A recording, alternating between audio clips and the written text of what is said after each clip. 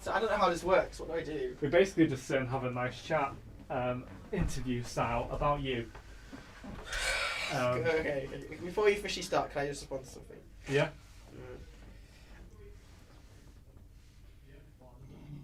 Excuse me.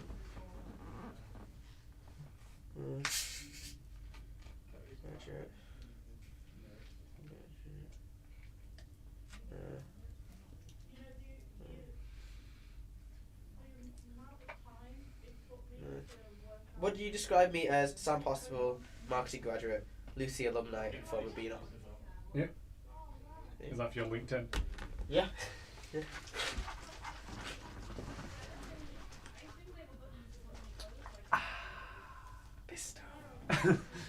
This episode of Jake Black Spoils Everything Shut up. brought to you by Coke. Shut up. Shut up. What? No, it's just no. Okay, you can go. We can go. I'm just gonna. Open this up. Are you worried I'm? Oh. Are you worried I'm gonna spoil the bad name of Coke? Yeah. Hello, and welcome to Jake Black Spoils Everything. And you might be sitting there saying to yourself, "Hold on, Jake. You told me this show was dead. You said we buried it. You said it was never coming back. It was definitely dead. Down the toilet. You said there was no coming back from what we did to it." It's just asleep.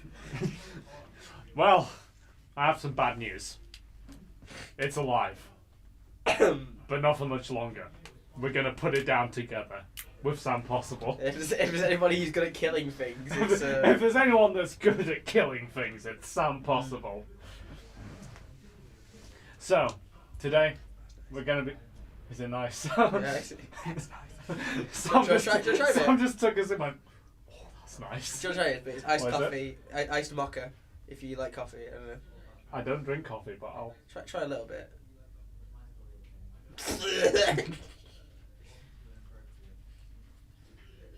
Nah, not my thing. But yeah, so today we're going to be spoiling Sam's life. Sam. I mean, you're doing that already, Jake. Yeah, Don't you I worry. do that on a constant basis. Yeah. That's why Sam's escaped to London. Yeah. But Sam, how are you? I'm good, thanks. Yeah, I've had a good couple of months. Good couple of months? Yeah, I've still visiting Lancaster every now and then because I don't feel as useful as I do now, as I do in London as I do here. You feel like you have a purpose back up Yeah, there? I do feel I have a purpose, and I feel like I know a lot more about this place than I do. You know, I Well, London's a big place. It's kind of hard to feel like you know everything about but it. Lancaster, I spent 3 years here and Yeah. doing lots of stuff, and you know, it's I don't know. I'm quite handy to have around. Yeah. Yeah. Whereas in London, I'm just I'm still figuring everything out. So it's Well, I mean, you worked It's on... also significantly smaller as well. And You launched a whole new brand. not myself, no, not my own. But you worked on it. In a very small capacity, yeah. Yeah. So, But I like to brag. for anyone who may be watching this and doesn't know who Sam Possible is, who the hell are you? 'Cause how do you not know this man? He was an established B-knock. Yeah, so I guess if you listen to my Desert Island stuff, you can probably figure it out. Yeah. But so I'm from Adlington. Adlington, whereabouts is that? It's near Chorley. Near Chorley, whereabouts is that? Near Manchester. Near Manchester, whereabouts is that? In the UK. In the UK. And there's a place called Adlington in Cheshire, which is where you're from. Yes, it is. Yeah, mine's better. Wow, Yes. I've never been to either, so I can't comment. Right, yeah, fair enough. Yeah, and I ended up I went to school in Bolton. Bolton? Yeah. With Darryl Griffin? Yeah, actually, we were talking about Cannon Slade and stuff, and yeah. No, I went to school at a school called Cannon Slade in Bolton. The 5 unhappiest years of my life. With 5 happiest years? Is that? Unhappiest. Oh, unhappiest. Yeah. Then I went to college in a place called Runshaw, which is really nice. And then I went to university. I did a BTEC in business.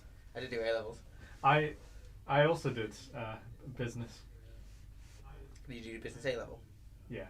Did you do critical path analysis by any chance? Critical path analysis. I remember that phrase. I Yeah. don't remember what It's circles and drawing out and project management and understanding decisions that need things that need to be done at certain points in the process. Yeah. And mapping it out. Yeah. Yeah, we did have to do that. Yeah. I was talking to somebody about it yesterday actually. So. Ah. And then I went to university at Lancaster. Did you? Yeah. And I don't know why I was kind of dead set on going because doing a BTEC you get confirmed earlier, so you don't get the big A level rush of things, but like you don't get to study a wide breadth of subjects. Yeah. So I ended up coming to Lancaster and because I wasn't too. I didn't really research anywhere else. It's just pretty good for marketing, which I knew. If for me, it's either marketing or accounting. I think I do marketing because accounting just seems really boring, whereas marketing is kind of a bit sexier. Yeah, you get to have a bit of fun with marketing. Yeah, just a bit. As you well know, you also get to swallow a lot of sellotape when you're doing it for societies as well, which is pretty crap. Swallow a lot of sellotape. Yeah, when you're biting it off. And yeah, I asked Patrick Burton about it. Okay. Ask anybody about it. It's not fun. It's I ended up doing marketing, and then I didn't want to go somewhere too far away from home because here's only an hour away from Aldington, so it's really not that bad. And I ended up joining. What did I do first? I think Comedy Shoot is probably one of my first societies I joined.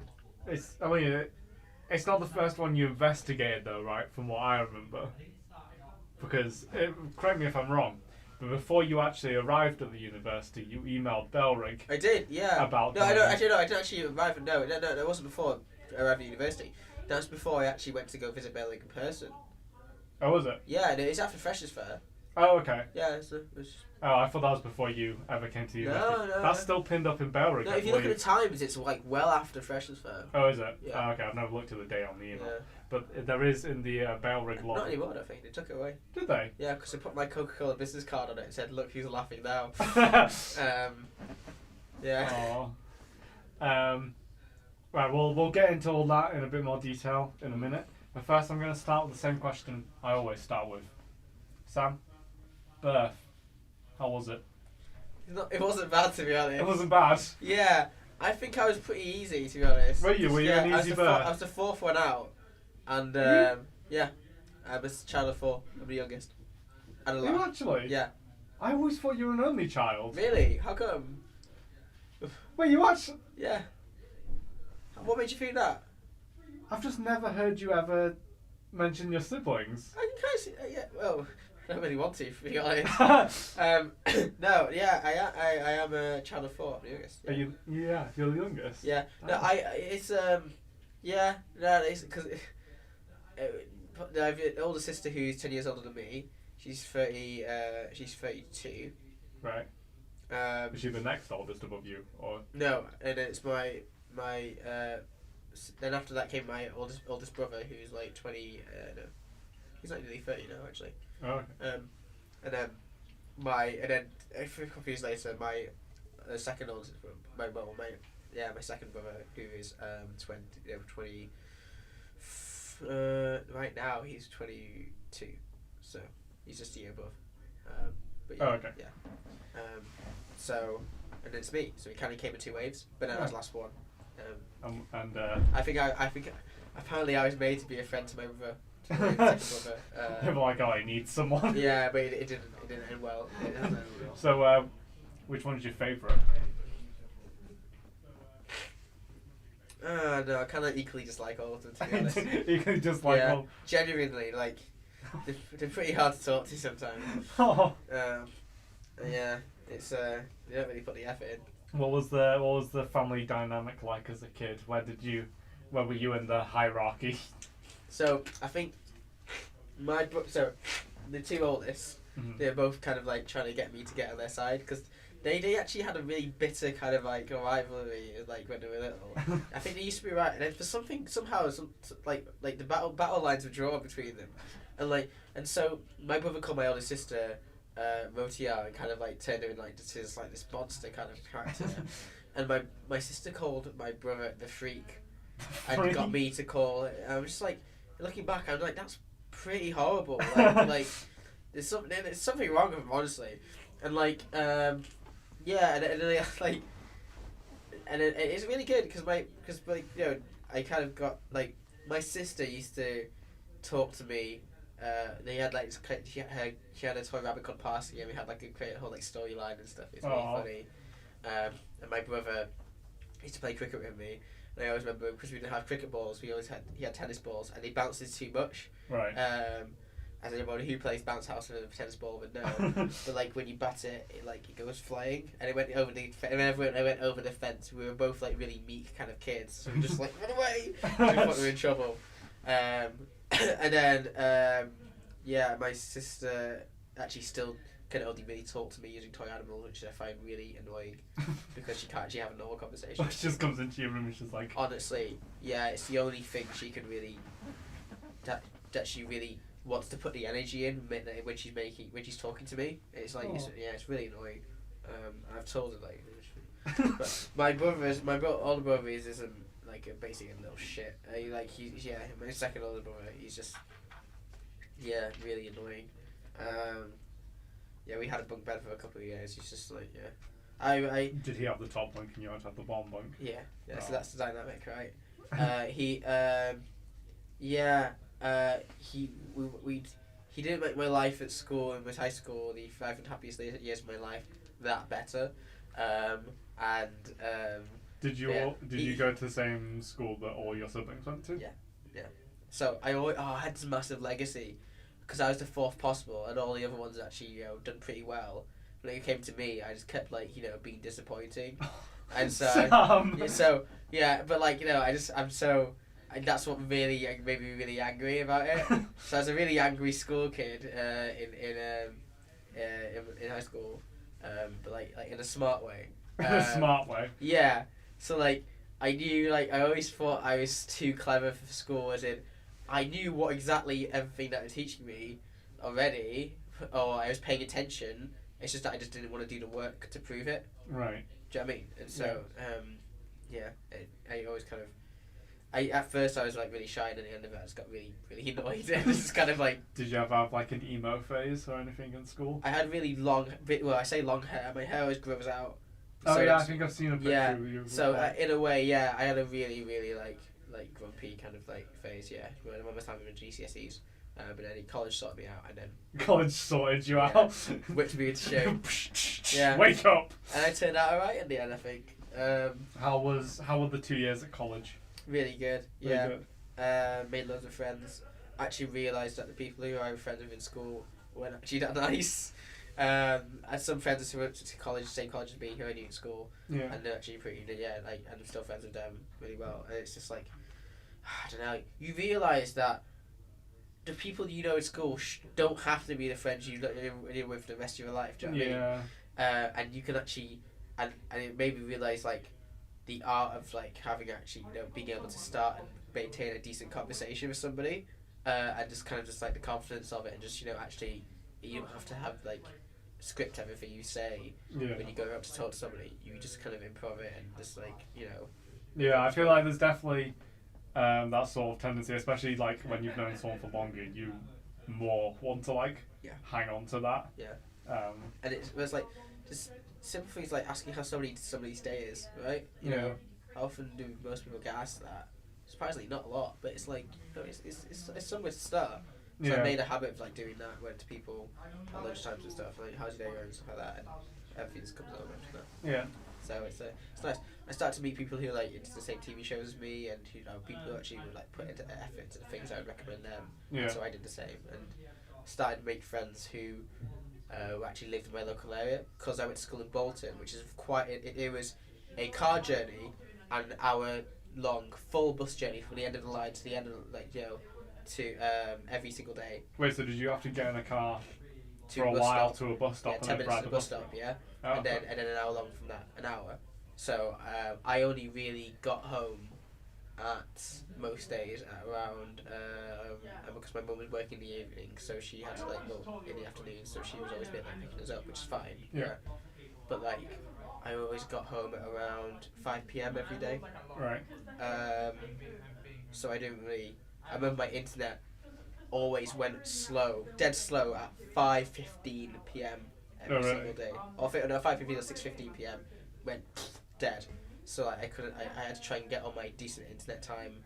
In that hour. Yeah, I had a phase where in school where I was playing Yu-Gi-Oh a lot online digitally because I never really had anybody to play with when I had cards. Right. It's a bit sad, but it's funny, and I got into like a free like Yu-Gi-Oh virtual dueling site. It was amazing. Like, I think I know it. Dueling Network. Yeah. It's pretty good. It's dead now, but like it was. It's dead now. Yeah, but when I discovered it, it was like amazing. How come it's dead? Did they just I close think it down? Konami realized that if they made their own thing, right, then it would be like a lot better. But like, yeah, no, it's a shame really because it's one of those things that are very far few and far between now on the internet, which is something that is purely like brilliant. Do you know, like think something that was like free, something that was like worked really well, and was just there, and it was, it's pretty amazing when I discovered it, and you don't really get much stuff like that anymore. Yeah. On the internet. But like, it's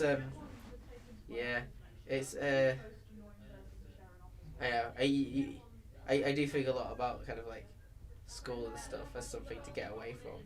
It's pretty deep, but like it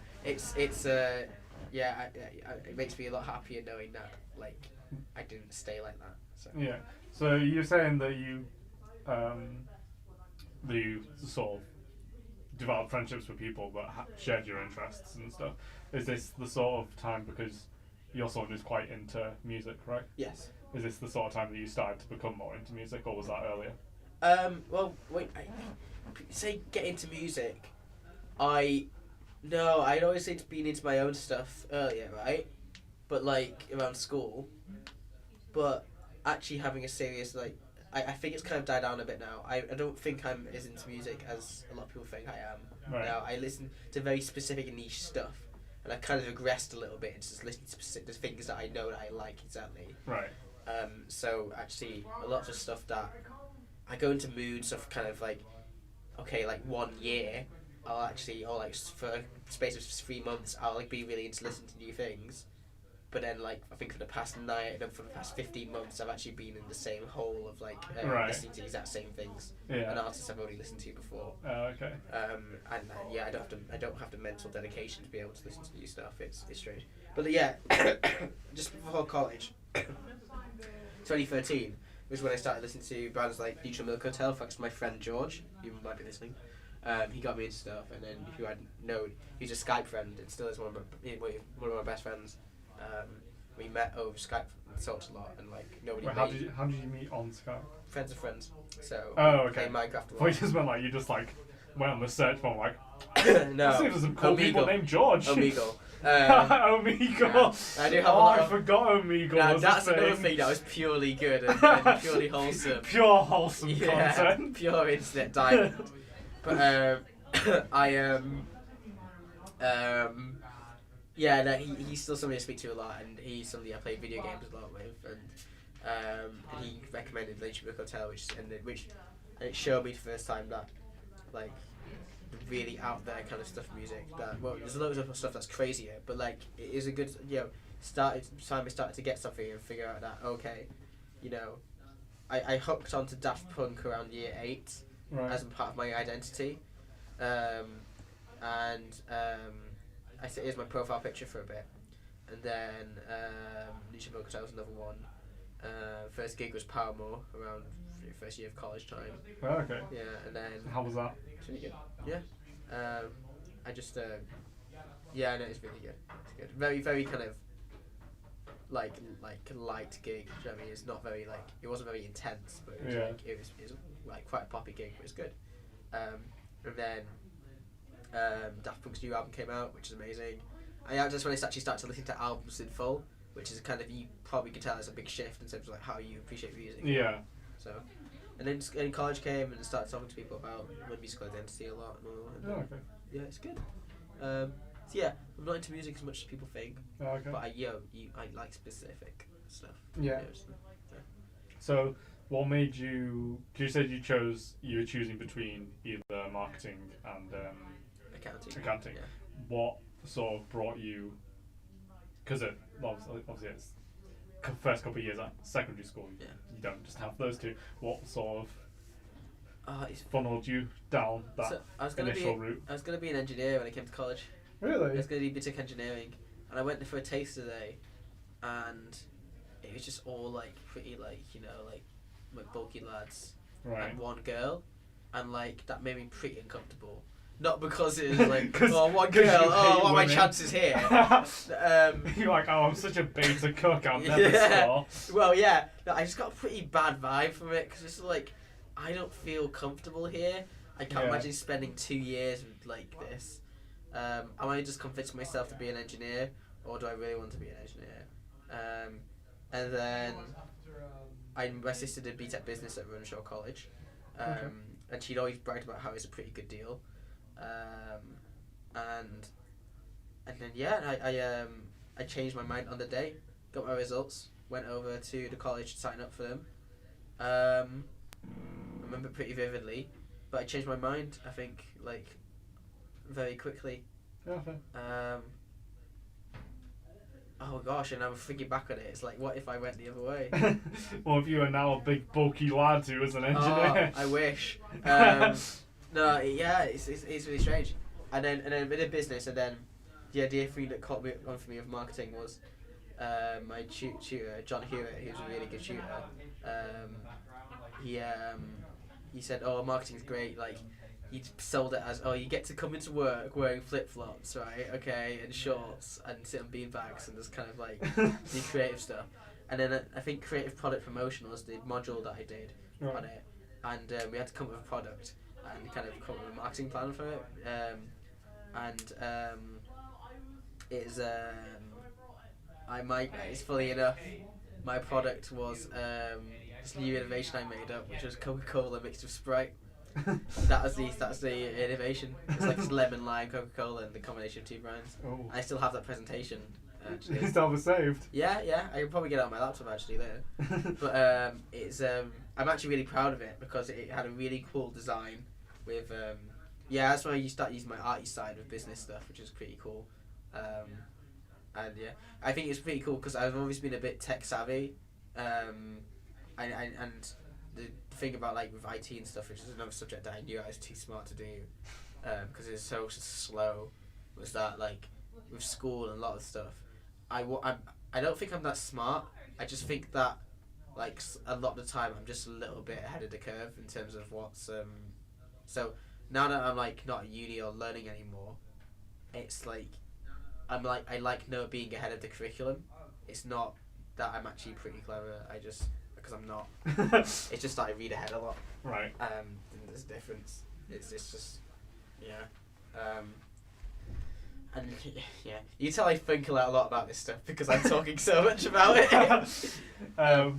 So then, were you always just Lancaster's close? It's a good university. Yeah, let's go. Or did you like? It's funny actually because my sister did BTEC business. I went to Lancaster because my older brother Wesley, and the second brother, the first oldest brother Wesley went here and did music and maths a couple of years ago. Okay. And back when music was a thing here. And so they don't do music anymore, huh? No, music department still has the resources around, but I think the last few people are doing their PhDs, but it's basically essentially died out in terms of resources. So it's not a thing anymore. No music courses are done anymore, so but that's why there's so many music rooms and everything. Yeah. But I don't know. I feel like nagging comfort in my head about it's near here. My brother did something here. Like if I could justify it to people who ask me why I wanted to go there, then that's good enough for me. Which is but I think I just want somebody to pick it for me, and so I kind of just went for that. But yeah, I think it ended up pretty well. Did you look around at any other unis or? Not really, no. I went to Manchester, but like I had a pretty rubbish open day experience there. Oh really? Yeah, because nobody's treating me like I was special. That's what I really wanted. It was pretty. Yeah, Manchester was pretty scattered around. I don't think I could live in a city university. Lancaster, when I first arrived, the first couple of months, I was like, yeah, no, it's a good sign that you can't imagine. You don't really imagine or spend time imagining life anywhere else other than here. Yeah. And it's really hard to do that. And purely because I just don't really want to, because I've had a pretty amazing time here. Yeah. It's but when I came here, I attended 2 open day talks. One was in accounting, and one was in marketing. Marketing still sounded really appealing. Accounting and finance seemed like it's a very sensible choice but you just kind of do what you have to do. Yeah. It's a procedure, and it's the science as opposed to marketing and advertising, which is more of a humanity. Yeah, there's not a lot of creativity or. Yeah, and I think I honestly like being able to write so much and actually answer the question correctly is more my thing as opposed to answers being absolute. Right. Yeah, like I funny thing at work actually is we needed to print out some artwork to wrap around the can, and I had to actually. It's one of those occasions where you're learning about the circumference of a circle and how to calculate it using the diameter in school. You're like, oh, when am I ever going to use this in real life? And I actually had to use it in real life. Yeah. And I was like, oh, okay, it's circumference. Okay, that's what I need to get instead of the actual to get the net of the cylinder. Okay, I'm going to figure this out. No, I'll just Google it. You can use a calculator online on a website, and I did. Yeah, it's right. And so I just knew what circumference was though, which is pretty nice. But like, it's I was always frustrated about like why can't I like I don't know I wish I could do it, but like I'm not really one for when a number has to be absolutely right and perfect when it's either right or wrong, as I don't like that. But if I can maybe talk about what I think it is, then like, and if it's right, then it's great for me. You know, it's I don't like science subjects. I don't like doing them.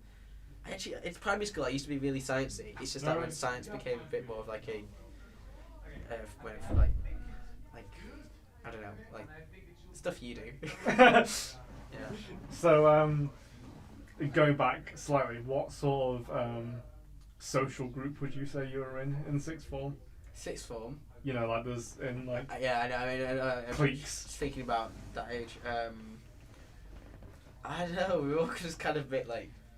We're actually a really big friend group actually, because we kind of just like obviously like some bonds are stronger than others, but we kind of all knew each other and sat together all the time. So it was a big table of people really. Yeah.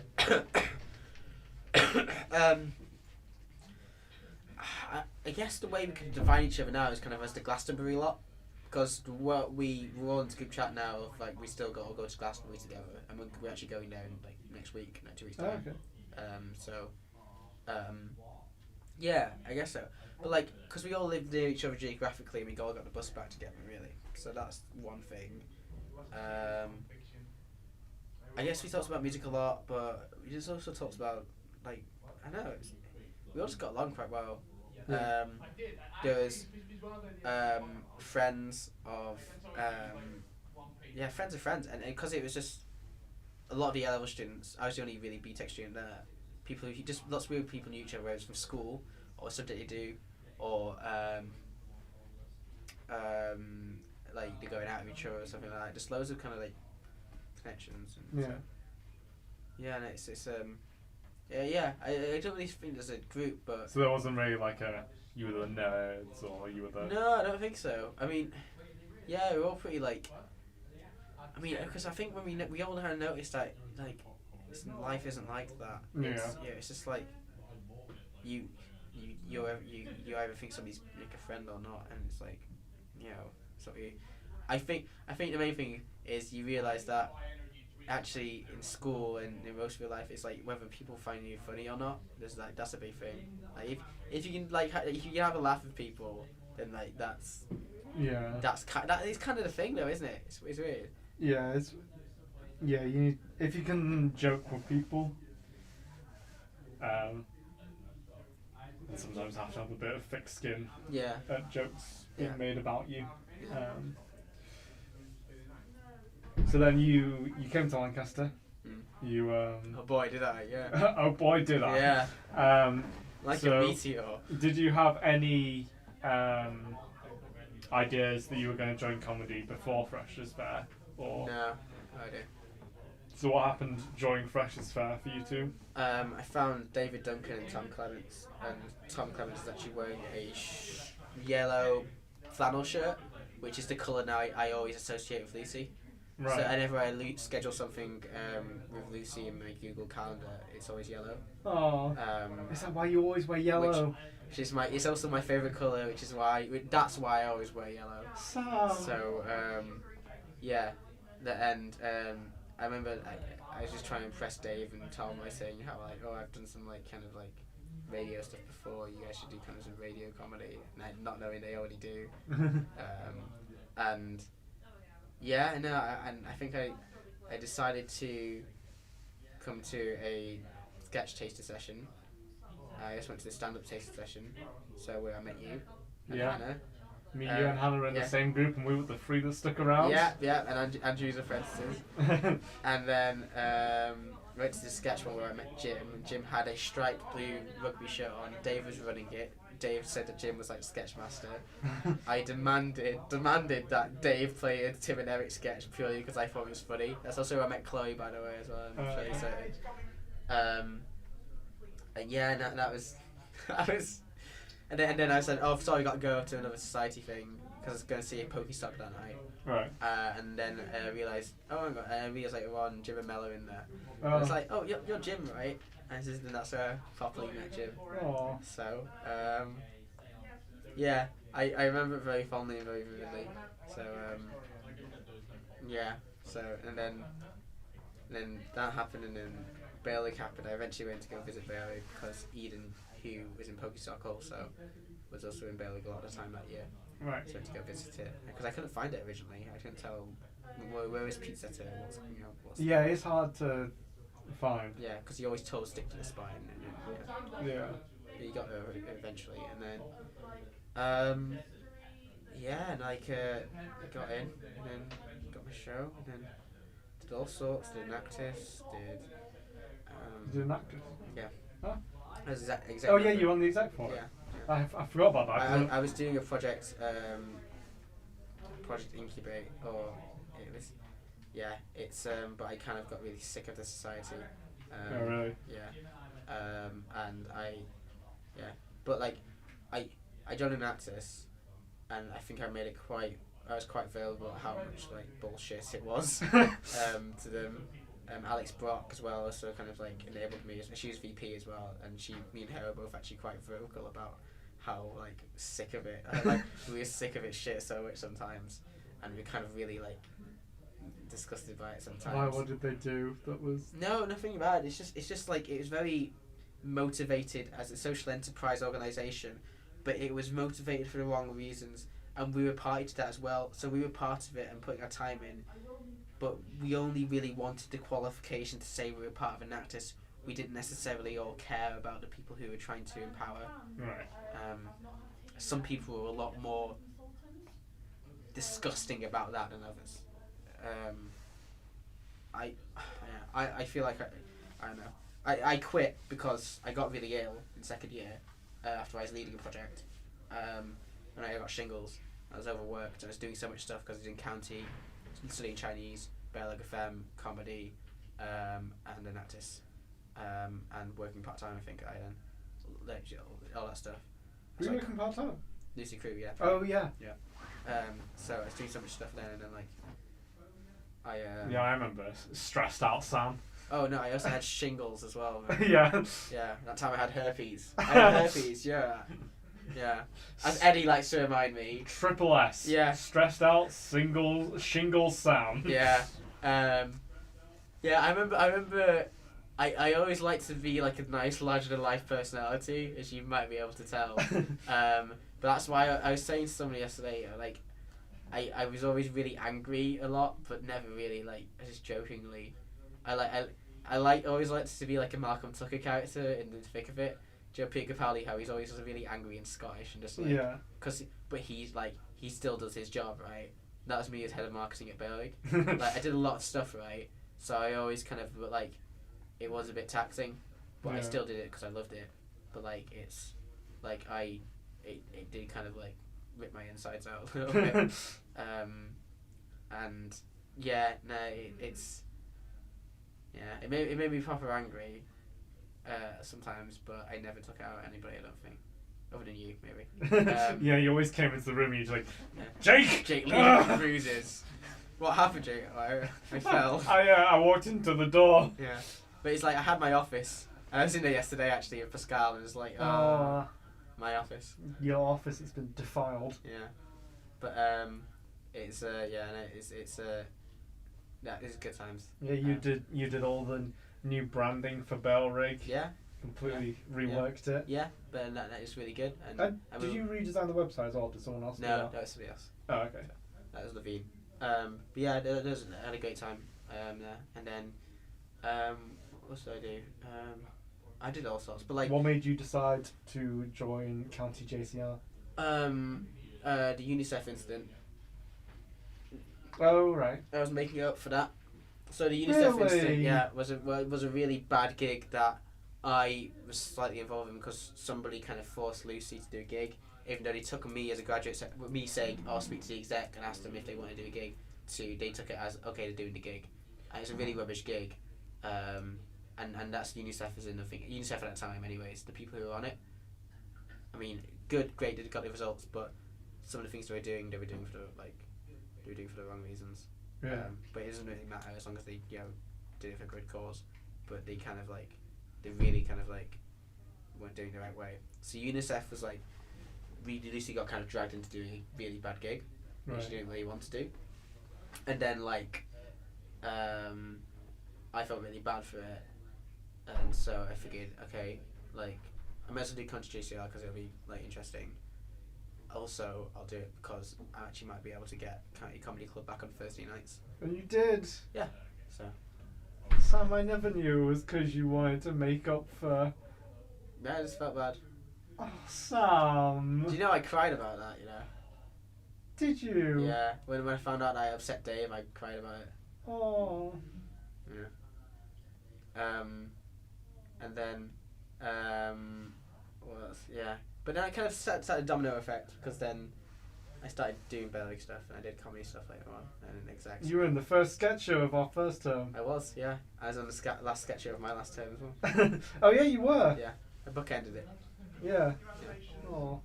So, I'm sad I didn't get to watch that one live because I had to leave early because I was doing an internship. Well, you know, that's what you get for prioritising work over Sam Possible. Always prioritise Sam Possible. That's the lesson here. Yeah, and that's what I learned to do in the end. I started to prioritise myself. That's a good message. Yeah. And yeah, no, by the end of it, it was nice. And then, third year was pretty good. The validation at the very end of it about where I was going to be in the future is really nice. Got a girlfriend for the first time, which is pretty cool. And then, and then finished my degree. And fully enough, because I did so the project that I did in college, which was on Coca-Cola, which I decided to do, my final year project for advertising and marketing was an industry-related project. So a media agency would give us a brief for a creative project, and we would do research for it, and then we'd come up with solutions for it. The brief that we could get was 6 randomly assigned ones from the actual industry. Right. One was on Netflix, another one was on JD Sports because they were clients of this agency, Mediacom, and the third one was machine learning. Another one was a different company, and another one was also Coca-Cola.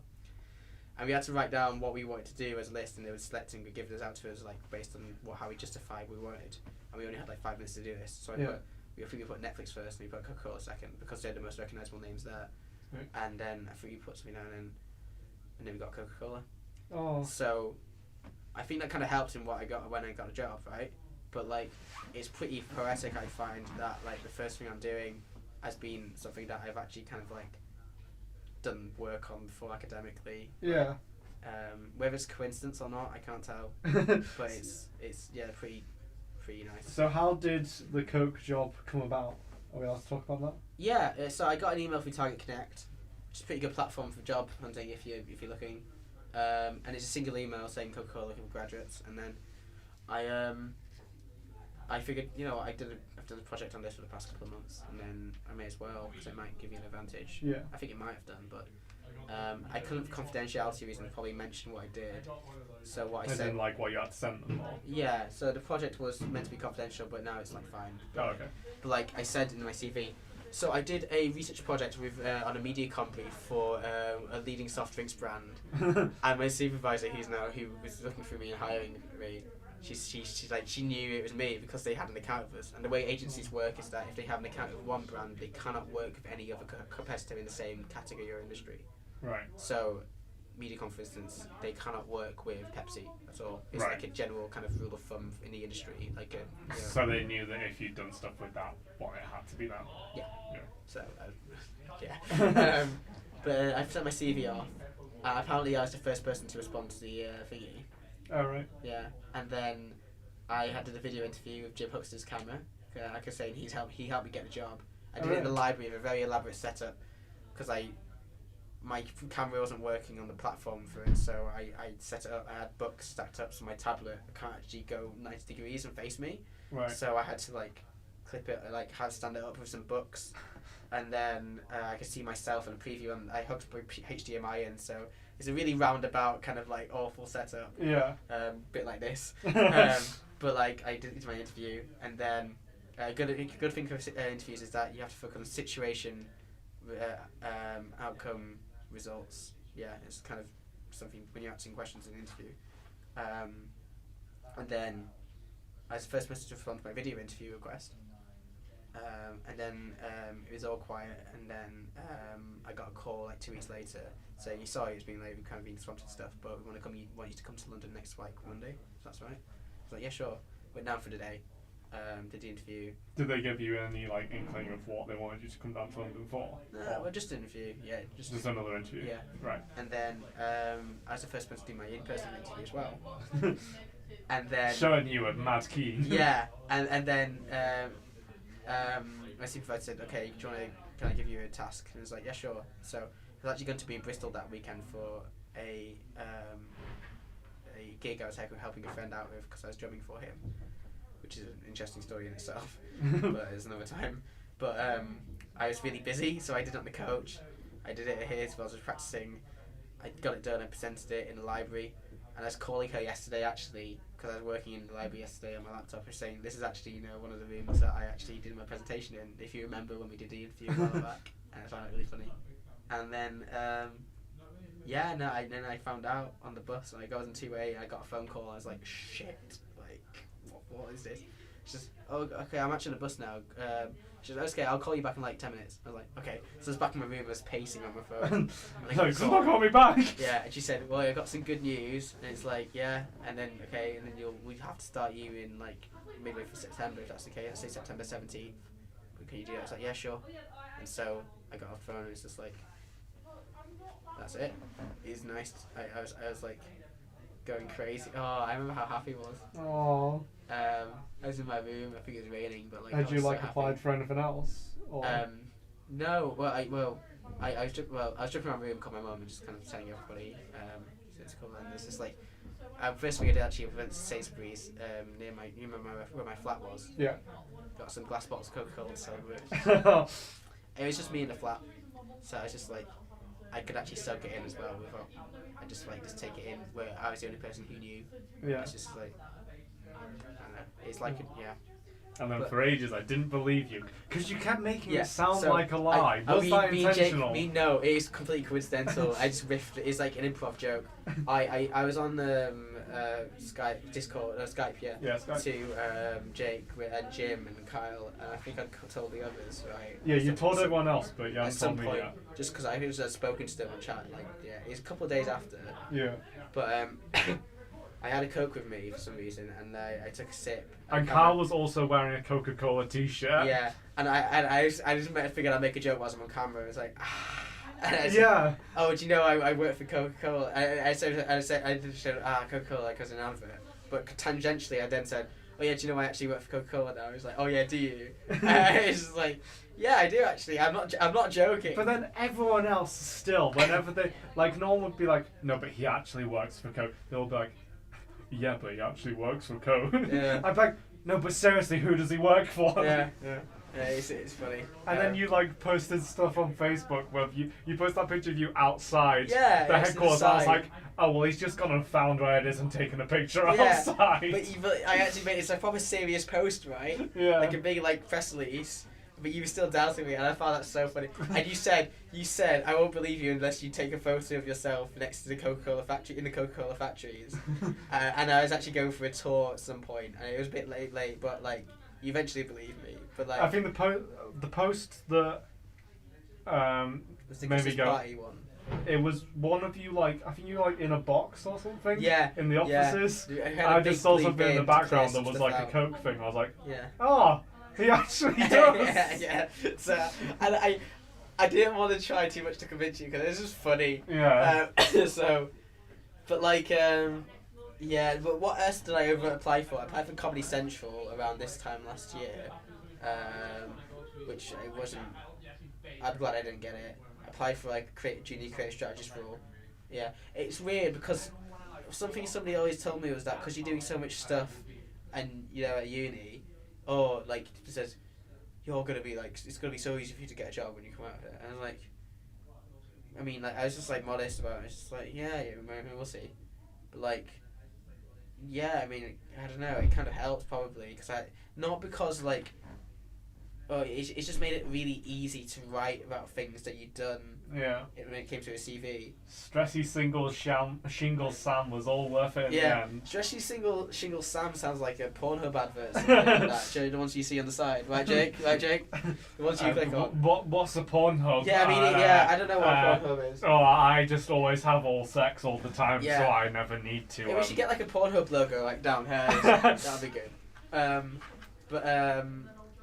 Yeah,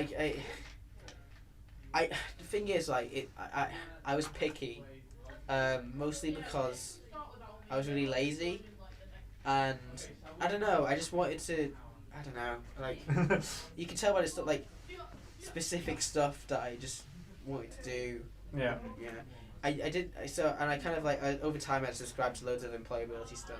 I wasn't obsessed about it like some people were, which is fine to do, by the way. But I just randomly subscribe to things just to try and make my life a little bit easier later on.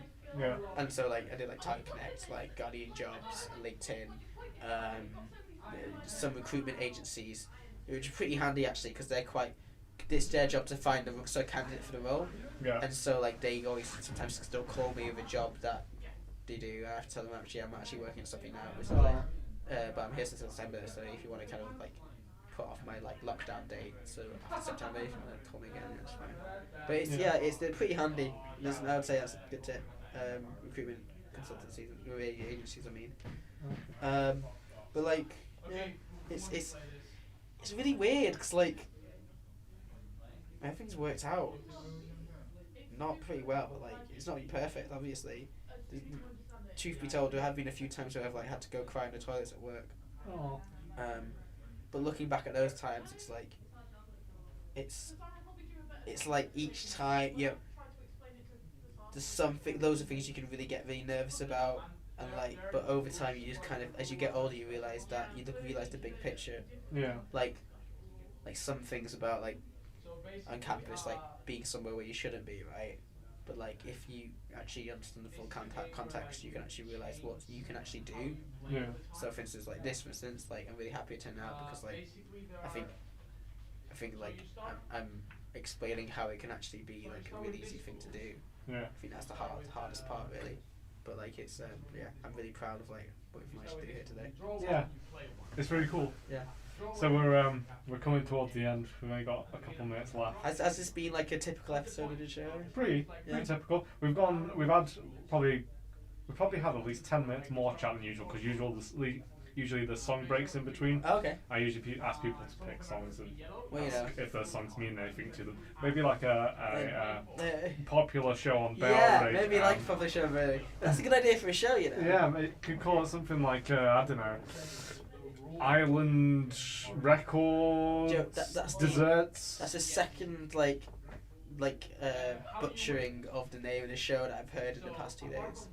Yeah, I think Tom and Bailwick in the moment I was at Mancop meeting yesterday, just kind of helping out. You just sign on one. Yeah, I was about it, and it's just listen, right, okay. Sort some your advice. shit out. No, I wasn't like that. I was helping to sort that and helping them to help. Yeah, but yeah, I do feel like I say, I would never feel nowhere near as useful at work as I do here, which is why I kind of get off on it a little bit, truth be told. But it's nice, because it's kind of I still have a lot of friends here, and if I can help them, then that's nice. So, yeah. So for the last couple of minutes, I'm going to ask you about the future. Okay. So where do you see yourself in, let's say, 10 years? 10 years. Oh, I honestly don't know. I mean, hopefully I'll be working for something that like I have a lot of heart in. I mean, to be honest, I don't know if my heart is in like what I'm doing now. I mean, by then I would hopefully have wanted to try out something that I wanted to do for a long time, is maybe work for a brand or like I still want to stay in marketing probably because it. But like I hope to be a lot more experienced, know a lot more, be where I am right now in like kind of Lancaster University, but with marketing. Yeah. And I look at people now who've been doing it for ages, but I want to be that right now. Yeah. But it's not that. That's naive because I'm not gonna. It's gonna take a long time of like messing it up and getting it right, and Yeah. it's a slow journey. But like it's. I think I want to kind of be a lot more comfortable with like what I do and have the confidence in what I'm doing a lot more. I would like to have them tried out. I keep saying, well, dream job is working for Nintendo or Lego, stuff that I loved as a kid. Yeah. But I don't know if that's going to kill the like how much I idolize. Seeing how the sausage is made. Yeah. But I'd like to at least try it. Yeah. But I don't know. I work with a lot of people who are like in that age group, like 31 onwards, and they're having kids now and stuff and getting married, and like so my conversations are always really about that, and because you don't have a graduate scheme at Coke, I've just got hired on like a whim, Right. so there's a big gap between me and everybody else. Yeah. And so I've been thinking a lot about it, like families and stuff like that. It's just weird, but like. Do you want to have a family, Sam? I don't want to know. No, definitely not. You don't want to be a dad? My nephew and niece are around for Christmas, and they woke me up every single morning, like 5 a.m. I was just like, go away, for goodness sakes. So you don't want to have kids anytime soon? No. It's yeah. Do you want to be married? No. No. Yeah, it's I don't know.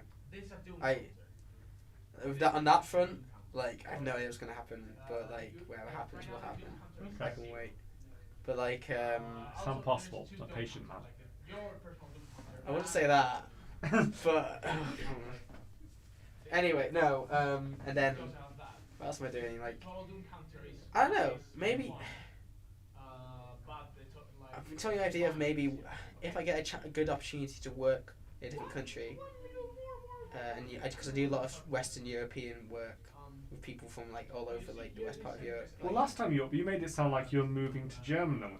Oh, I was joking about that, but I might. I genuinely might. That's the thing. I might. Come September when my contract ends. I love Green Day. Wake me up when my contract ends.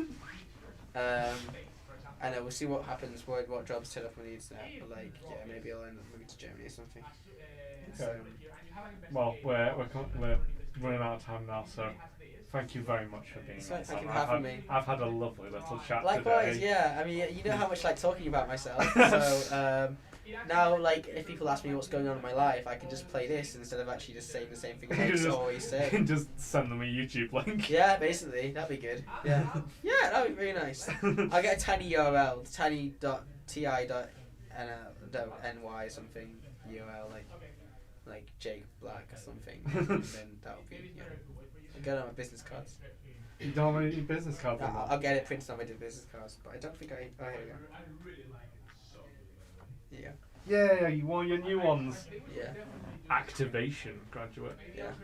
Portfolio expansion. That's technically outdated now. Yeah. Oh, is this the outdated one still?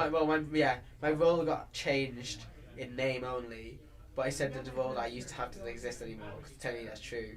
And Jake thought that I lost my job. Sam made it really... So, Sam said that...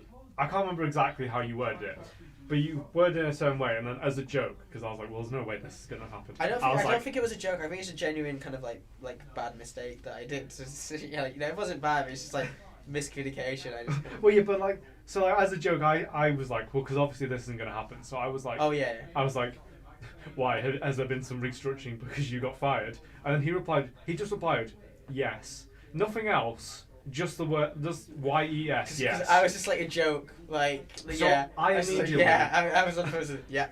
And like, at first I was like, okay, yeah, he's going along with it. But I was like, but what if he's not? Yeah. And so, So I had to go and message him privately. Jake checked up on me. Yeah. Give me a hand.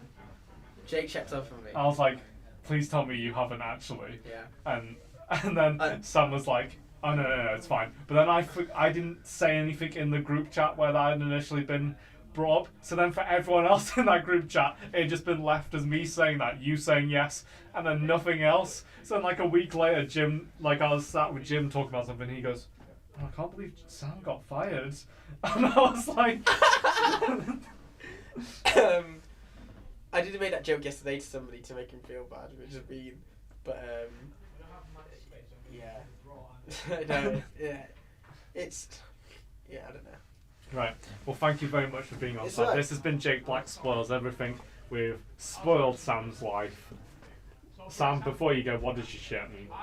This one, okay, so this is a Tate Modern in London. There's this 24-hour film, which is a video collage of, it's called The Clock, and it was 24 hours long, and it synced to the actual time. And whenever that time appeared, it showed a clip from a movie where the time was actually what it was in real life. Oh. So at 9 a.m. in the morning, it would show somebody going like, oh, it's 9 a.m. and it was synced right down to the minute. Right. So this is it. I went to go see. I've seen 22 hours of it. I stayed there overnight at Tate Modern. It was pretty incredible. How was it staying overnight there? They did the midnight screenings like to the mornings like. Okay. So. Right, anyways. Thank Bye. you for watching. Next In a up way is you do.